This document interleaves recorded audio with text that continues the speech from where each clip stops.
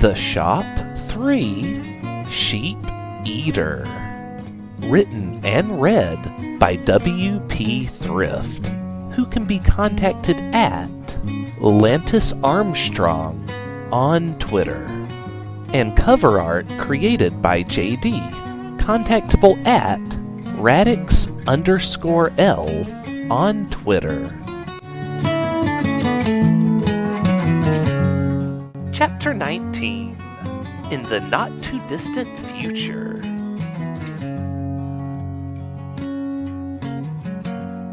The crude, modest-sized raft took significantly longer to get Liquid back to the mainland than it took for him to arrive at Rayleigh on the yacht.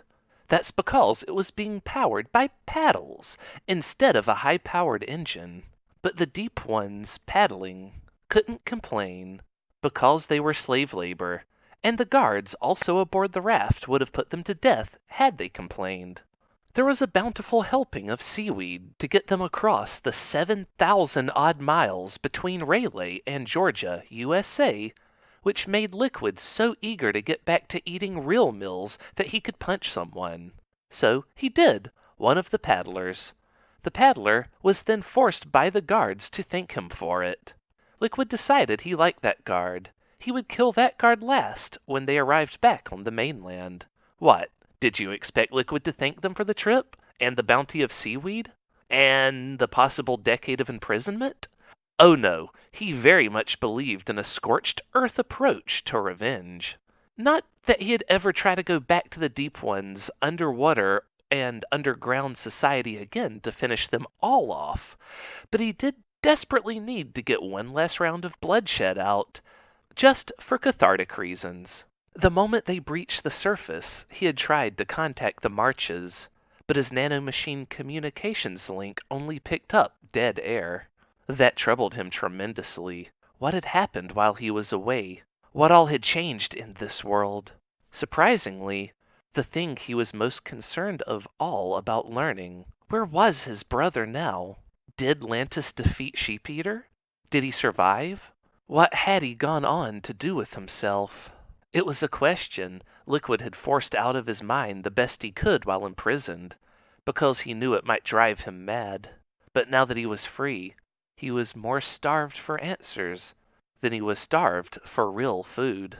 The city he had stolen the yacht from appeared in the distance, along with the shape of the mainland.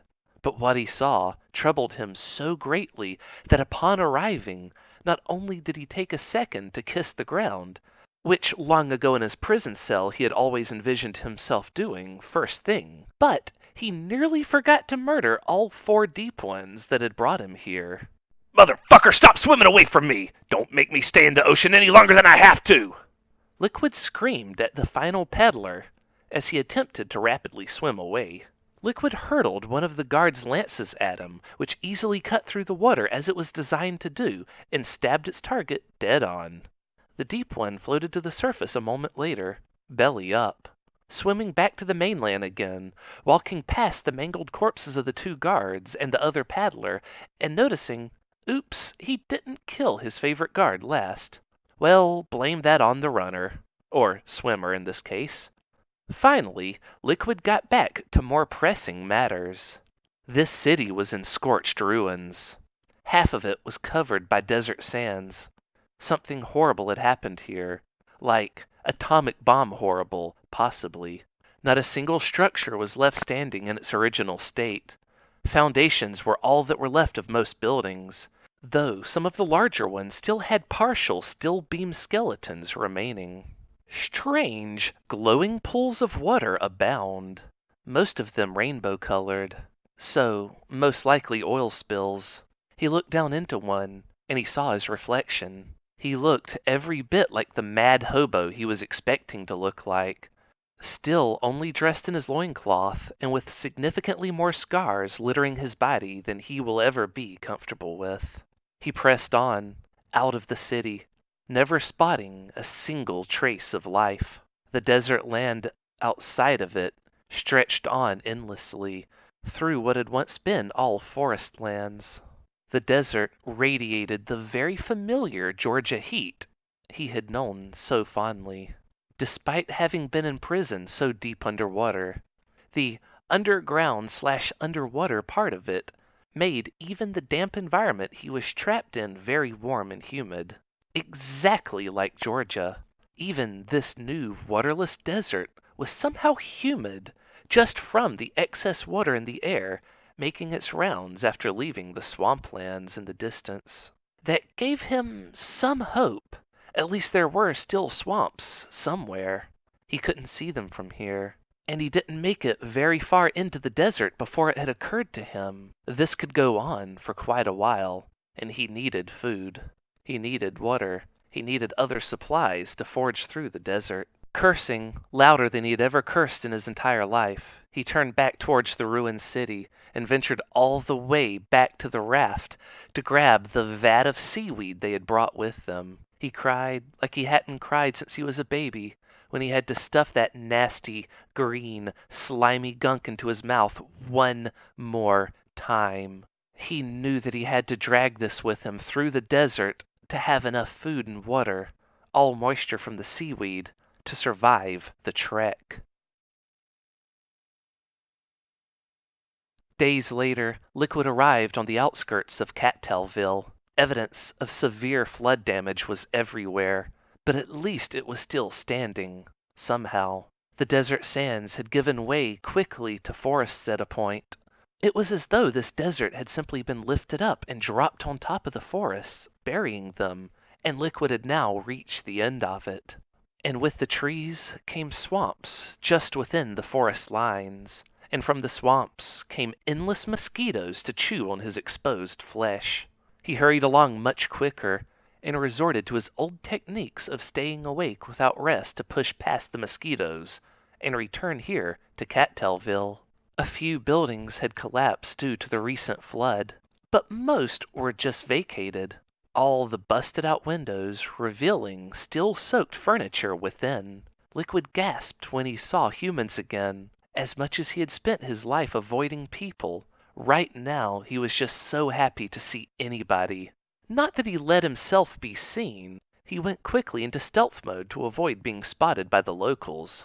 But while hiding, he did take some time to observe one family, the first living human family he had seen since returning to the mainland. It just made him happy to confirm that anyone was still alive on Earth. Though it continued to beg the question, what exactly happened to this world? Was it everywhere? Or was it just centralized here? He couldn't know. His nanomachines weren't working. Or at least everyone that he had a line of communications with had all gone offline for some reason. He moved away from the family. They weren't doing much, just trying to get all the furniture from their house dry, hanging out clothes on a line, using a hairdryer on a couch they had pulled from inside the house. Inside, someone was ripping up the carpet. It would need to be replaced entirely. Liquid found a newspaper bin outside of a store. It was sealed tight in plastic wrapping, protected from the floodwaters. The newspaper inside weren't likely that new, but the headlines might let him know something, anything. Rain expected for tomorrow. Liquid read a very boring, non-news headline. Cattailville's paper seemed really awful. No wonder they went out of business a while back. But who financed their return? And then Liquid saw the date on the newspaper, and his heart sank. It was 2014. No, I really have been away for 10 years, Liquid said, suddenly chilled to the bone. Actually, he had been away for 8 years, but he sucked at math. Or 7 years and some change.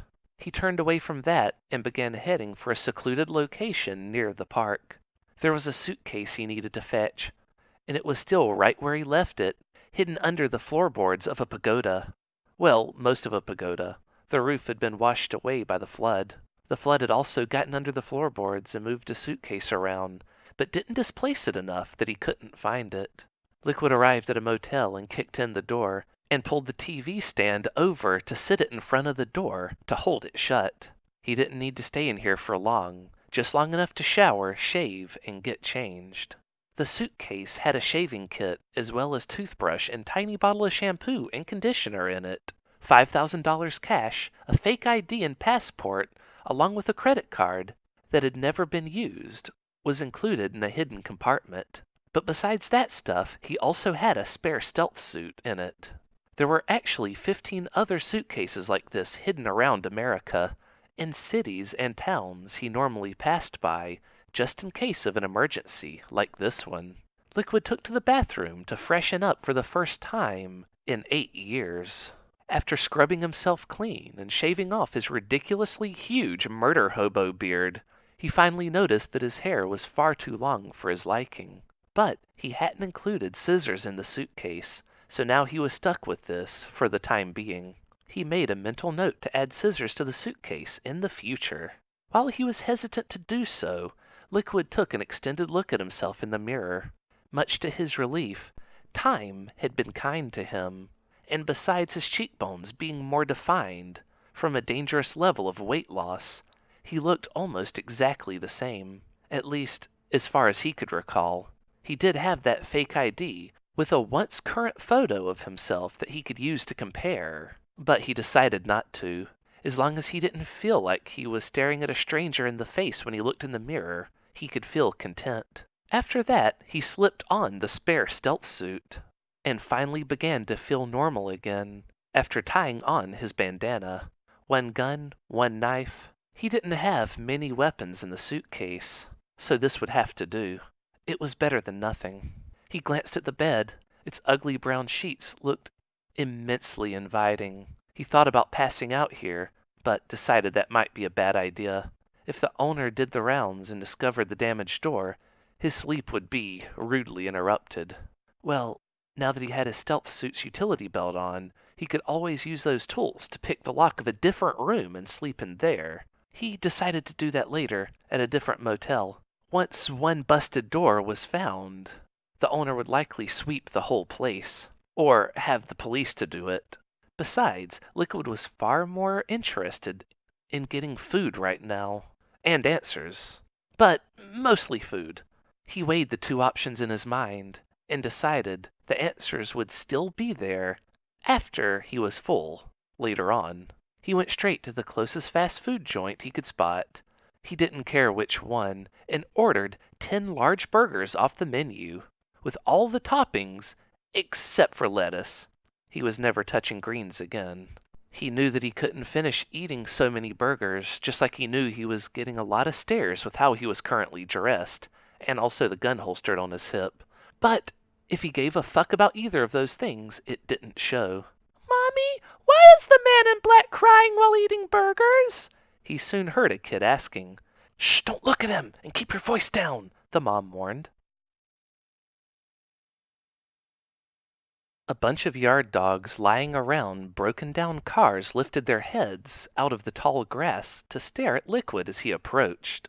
But they soon put their heads back down, all of them far too lazy to even bark at an intruder.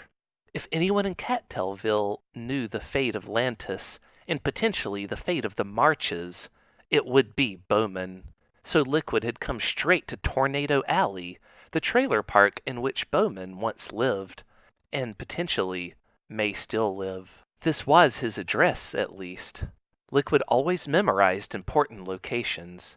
Even if Bowman no longer lived here, he may have left some useful clues behind, so Liquid could at least get started looking for answers before he had to make the trek, likely with the stolen car, to the nearest city that hosted intelligence agents working for the Marches.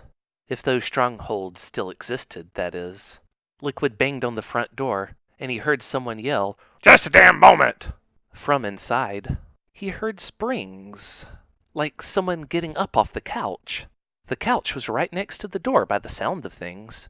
Heavy footsteps crushed down. On to tin cans, maybe? There was a crunching, a crackling, and it came towards the door. A click. He assumed it was the door unlocking, before the door opened and a double-barrel shotgun pointed straight down at his face. "Ass or grass?" The angry Bigfoot yelled. Yes, a Bigfoot. What was the legendary ape man doing here? I'm looking for Bowman," Liquid said, a little surprised by the legendary creature. What do you want with my worthless son? Sasquatch demanded. Your son? But you're a Bigfoot. The name's Sasquatch, you fucking hippie! Get a haircut! Sasquatch growled. Then he put his shotgun back down by the door and went across what actually was a floor covered in empty beer cans that crested up and down like waves or perhaps dunes in the desert, all the way back to his couch. It was a filthy couch, brown now, white when new. Liquid waited to see if Sasquatch would go and fetch Bowman, but he did not. He simply sat back on the couch, stuck his hand down his pants, which was only tidy-whities, so there was not much left to the imagination right where his hand went to, and then he resumed staring at the TV, which had what seemed to be scrambled porn on it. The lit-up light on the VCR let him know that it was actually a VHS tape that had been watched so many times that it had lost all of its quality. Liquid climbed up the 3 cement blocks used for stairs and stepped into the dirty, stinky yellow tiles where the door had swung open. He closed the door behind him and stared across the cans.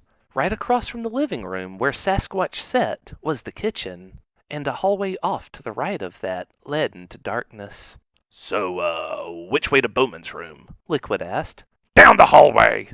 Sasquatch grumped, annoyed at having been asked a question. Liquid almost threw up a little in his mouth, seeing Sasquatch's big, hairy balls pop out of his tidy-whities. He began to traverse the cans, but something lurched from beneath them, and Liquid sensed extreme danger.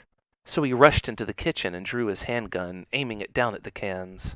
Don't shoot at it, you'll just piss it off, Sasquatch warned. What is it?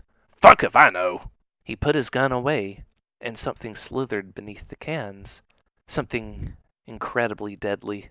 The killer instinct of whatever it was palpable, like a mist in the room. Liquid could taste it in the air. He decided that it would be best to just leave whatever that was alone. So he spun around and headed down the dark hallway. But something at the kitchen table caught his eye, causing him to freeze and turn back. It was a skeleton. It sat at the table, laying halfway across the table itself. Only a few tears of browned flesh remained clinging to it in spots. Liquid wondered whose bones those were, but he had more pressing matters. So he headed down the hallway without another thought given to the bones. The door to Bowman's room was at the end of the hall. But first he tried the door on either the left side of the hall, which was a bathroom completely covered from top to bottom with roaches, and then he tried the door on the right, and some kid, seemingly very young but completely bald, stared back at him, silently. Creeped out, he slowly closed the door. So, Bowman's room is the door at the end of the hall, yeah? Liquid asked. Yes! Sasquatch bellowed back, getting really pissed off now. Liquid tried to open the door at the end of the hall, but something was blocking the door from opening. He pushed against it, and it gave away easily enough. There was a stack of PC monitors, the old-timey ones which were large and bulky, stacked up against the door in a pile, inside of the room. He realized that the door had no knob, and consequently no lock. So theoretically, those monitors had been being used as a sort of makeshift lock. Hey, Bowman? Liquid called into the room. We haven't met yet, but, He pushed his way into the room and saw that it was empty. Hey, is, Bowman here? Liquid called back to Sasquatch. That's it, I'm getting my fucking shotgun. Ask me one more question and see what happens! Sasquatch yelled back. Okay, so that was a no-go getting any more information from him. Stepping into Bowman's room and closing the door, Liquid observed the spectacle. There was a filthy, pressed mattress on the floor next to a computer desk, and a massive-sized pile of cigarette butts next to the desk. There was a closet door just past the computer monitor pile, to the right of the entry door, and a single window above the cigarette pile, though the outside of the window there was another, much larger pile of cigarette butts. Apparently, Bowman had thrown them out the window until the pile got big enough that they had started to pour back into the room. Liquid sat down at Bowman's PC and hit the power button to turn it on. It was entirely possible that some information as to Bowman's current whereabouts could be found on this computer. As it slowly booted up, he worried that it would be password protected. But, as luck would have it, no such password prompt came up, and it went straight to the desktop. A file sat there, only a simple notepad document, named Silent but Deadly Employee Database. Liquid gasped. It would be right here, where Lantis was. Or, perhaps, what had happened to him. Opening it, Liquid's heart sank lower than he knew was possible. There were only 3 names, each with a status next to them. Lantis Armstrong, deceased. Peter Crockett, missing in action.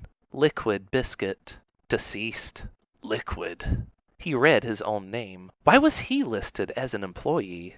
It was a brief, temporary distraction from the elephant in the room, or in the notepad in the room, as the case may be. It had Lantis listed as dead, and that immediately broke Liquid's heart. Well, no, Liquid thought. Why should I believe it? It has me listed as dead, too. And it doesn't say how he died. Maybe he's still out there, somewhere. He wanted to believe that so much, but he couldn't bring himself to believe his own argument. Lantis had witnessed him falling into the ocean and never rising again, and after years passed with no word from him, it would be easy to count him as dead. Or, possibly, Lantis had fallen in, too, and when neither of them returned, they were both counted as deceased. Liquid never did meet all the other gladiators. They all fought on their own schedule, and sometimes he considered, what if Lantis had been captured too? What if he was still down there, under the new king's rule? The new king whose mandate was to kill all outsiders. What if Liquid had just left him to die? Oh, God damn it! Liquid yelled. Why didn't you fucking say who died of what already? Then the trailer shook, and Liquid could hear an explosion coming from underground. He stood up from the computer chair quickly, looking around. The closet door vibrated after the explosion went off. Stepping towards the closet door, he opened it and didn't believe what he saw. There was no closet. There was only a long flight of metallic stairs leading 3 or 4 stories underground, ending at a vault door. The vault door was cracked open slightly, too. It wasn't locked. Liquid quickly hurried down the stairs. The path was well lit, so he could be nimble and take the stairs 2 or 3 at a time. Pulling the vault door open, Liquid was about to call out Bowman's name, but then he froze. The sights within the vault were even more spectacular than he had expected. Gigantic machines lined the walkway forward to his left and right. The walkway was actually a catwalk over the top of a large tower, extending up from the floor below. The machines to his left and right looked like incredibly advanced computer towers, mostly from the sheer number of blinking red and blue lights on them, and the gigantic, thick cords coming out from all over the place, all hooking up to a giant tower in the center of it all, which the walkway led to. A wall of computer monitors lined the back of the tower, and several large chambered doors stood in a semicircle in front of the monitors, each leading to a different, compact-sized room. Liquid slowly began to cross over the bridge, glancing up and noticing the ceiling was fairly high above him, wires coming out of the ceiling and venturing down to one machine or another. Electrodes dotted the ceiling in lines and waves, each of them buzzing, alive with power. Liquid could hear a humming coming from either a fan or perhaps a massive-sized processor. It was hard to be sure. There was a lot more machines in this room that were simply out of his line of sight. As enormous as this room was, it was almost packed to the brim with machinery.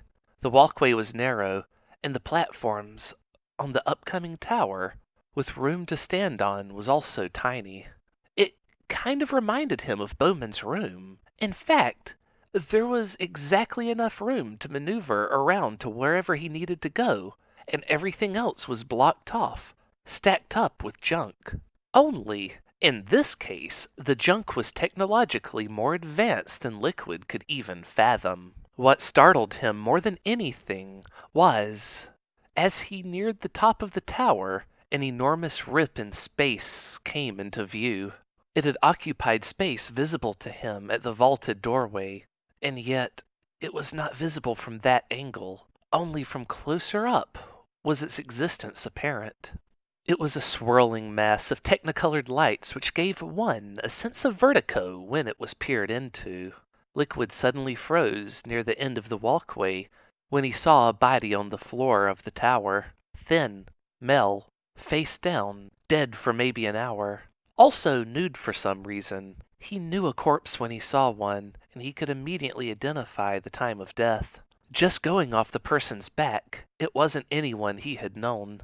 A beeping caught his attention, and Liquid glanced up as one of the chamber doors began to flash with red lights.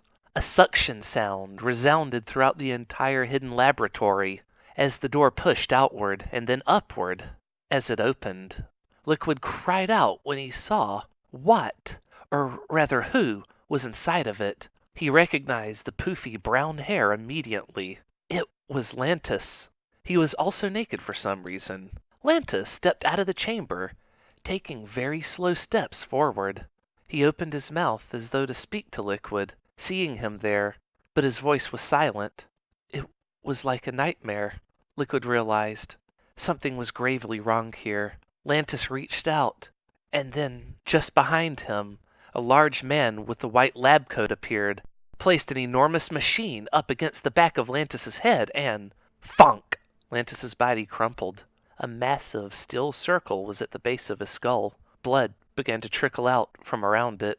Liquid recognized it. It was the back of a bolt. A giant bolt had just been blasted into his brain. The machine the guy had used was a bolt gun, similar to what farmers used on cattle, but far more crude. This was used to build the machines inside of this place, and was now being used as an execution device. You motherfucker! Liquid screamed. You killed him like he was a fucking pig! Liquid tried to rush forward, but the guy noticed him, and with a wave of one hand, two steel robotic arms descended from the ceiling, and with steel clamps grabbed him by both wrists, lifting him only a foot into the air before spreading out, which spread his arms out. When his bones tugged, nearly pulling out of their sockets, the mechanical arms stopped, and they held him there, dangling, helplessly. The guy in the lab coat had a large beard and strange, glowing goggles on his face.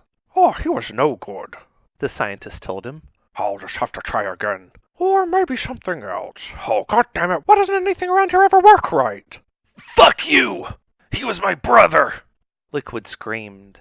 I will fucking murder you when I get free. The large scientist laughed at him. Oh, I don't think so, little Mr. So-and-so. He was about to turn around and head back over to the large machine, which looked vaguely like a control panel. But then he stopped and turned back. Wait, did you just say he was your brother? Fuck you! Oh, then you must be Solidus. It's so good to meet you. He extended a hand as though to shake hands, but then realized Liquid couldn't move. Huh. Well, let me just go ahead and set you free, and then we can have a quick handshake. And oh, right. Oh, that's right. You were going to murder me. Oh, that would have been embarrassing. Oh, no. Liquid said sarcastically. No murdering here. Just let me down and I'll come shake your hand. Oh, okay then, the scientist said, then stopped and began chirping like an agitated, angry bird. You were so going to murder me. Oh, what tipped you off, Einstein? Listen here, Solidus. That's not Lantis. The scientist told him. I'm pretty fucking sure he was. Liquid glared. And I'm not Solidus. I'm Liquid. Liquid? The guy scratched his chin. Oh, wait a minute. I do remember you. Hiya, I'm Bowman. It's pleased to finally meet you. Hoo-ha, nipple pinchy. Liquid cocked a brow. You're Lantis's boss? Oh, give me a fucking break. Why did you just betray and murder him? I saw his deceased file on the PC. So you planned to do this? You know, I have you as deceased as well. Tell me, because I've been having a bit of a deathy problem lately, how did you come back to life? Bowman asked him, because I've been trying to solve that issue myself. Liquid glared. I'm not fucking helping you with shit. Oh, fine then, Mr. Grumpy Gus. Bowman shrugged. Now, if you'll excuse me, I've got a lot of cloning to do. Hoo-ha. Oh. Cloning? Liquid asked. Then several things clicked for him. Wait, are you trying to tell me that when you said he wasn't Lantis, that's just a clone of Lantis? Yeah? You didn't think I was going to kill the real one, did you? Bowman was shocked. You and yours! I'm trying to bring him back to life, not kill him. And I've been trying everything. Cloning doesn't work. Temporal tears through time doesn't work. Temporal tears? Yeah. I've been trying to go back in time and retrieve him from the past. Which just isn't possible without creating a paradox, it turns out. Oh. But that's a long story. Anywho, what does turn out to be impossible is just jumping back in time. Oh, with portals anyway. I have this, thing I'm trying to do. Oh, never mind. Long story short, you see, going back in time creates a feedback loop, sort of a static noise through the universe, you see? Oh, ha, nipple pinchy. So, there is, however, just like a 1 in a billion chance that if you send someone back in time, it won't destroy all of existence. But, you know, who would be crazy enough to try for that 1 in a billion odd to send someone back in time to, I don't know, save Lantis or, that would be crazy. Oh, no one would do that. No one would. You know, if we're talking gambling, there's a fishman that would take that bet, I bet. Liquid said. Bowman didn't get it, though. So, mind letting me down? Bowman waved a hand in the air, and the still arms released Liquid. He walked over and rolled the clone over to get a better look at its face. He looked so much like Lantis. Except the clone's throat. It was sunken in. He couldn't breathe! Liquid looked up suddenly, shocked. Yeah, the stupid thing left out his lungs and a few other organs. Bowman griped, now back at the control panels, pushing buttons, flicking switches, and pulling levers. He really was a clone, Liquid said, not sure if he felt relieved or what. Tell me, what killed him? Killed who? Bowman asked absent-mindedly while turning a knob on the machine. Lantis! Who else? How dare you and yours? I am trying to bring back more than one person, you know.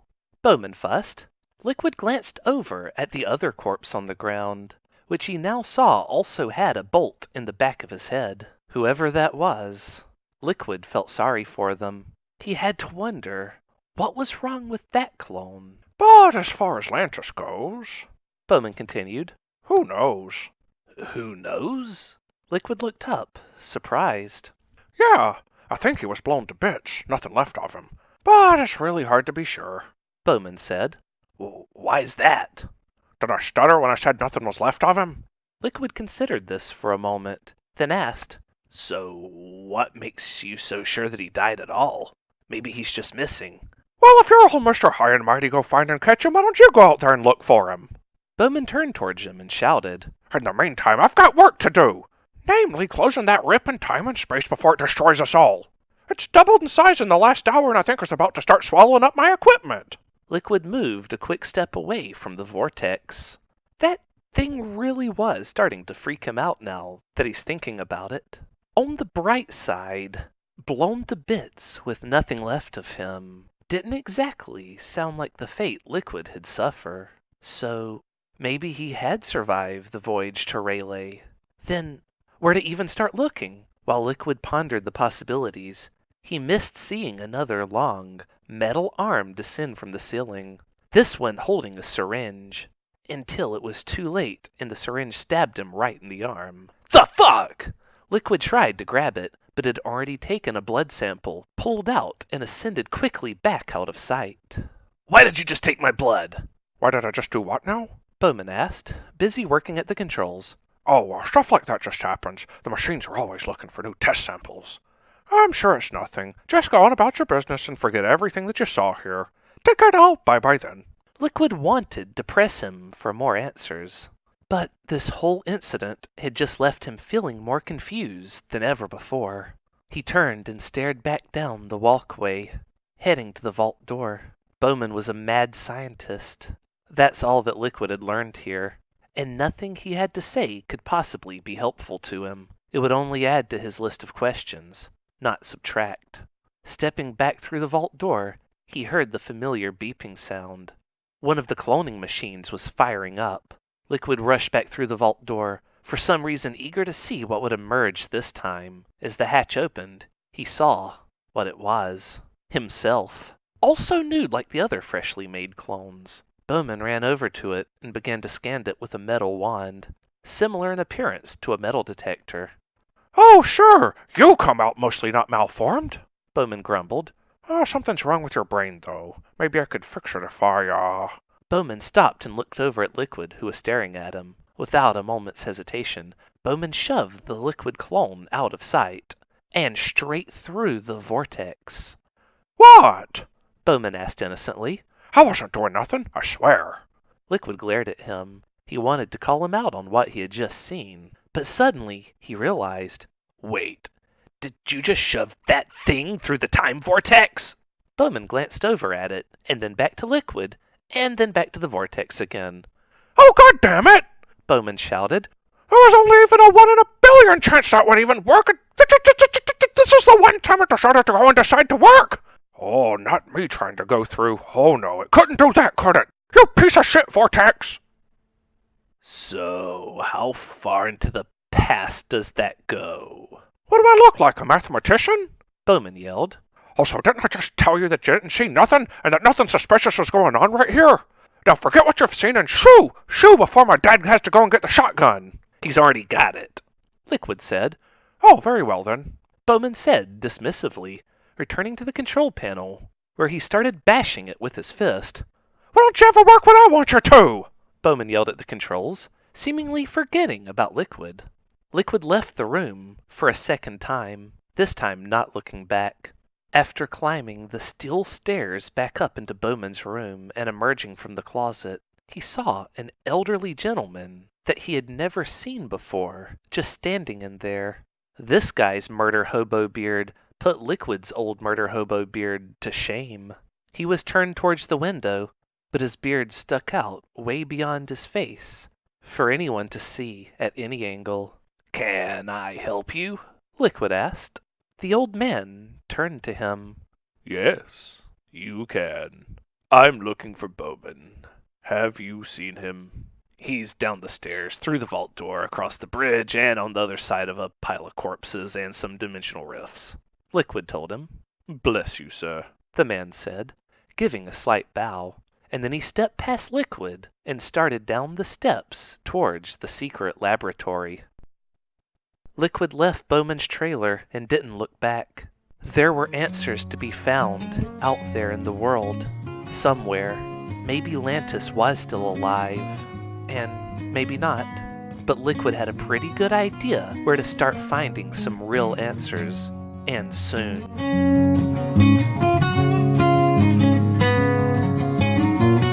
That concludes Chapter 19 of Sheep Eater. Tune in every Tuesday for new chapters, and please subscribe to be notified the moment they're released.